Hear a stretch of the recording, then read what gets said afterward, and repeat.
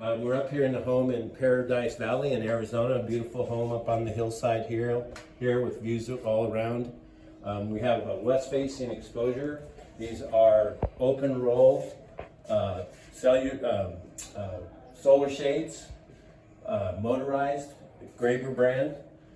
We have an upper level here in the kitchen and a lower level to the stairs down there.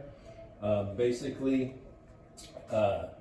with the west facing, this knocks down the sun. It makes this kitchen and this whole area just a lot more livable, a lot more comfortable in the afternoon because of the exposure.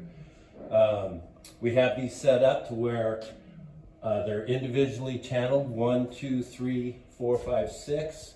Then we have them set up to where in the kitchen area, channel 7 is these 3, which I can show you.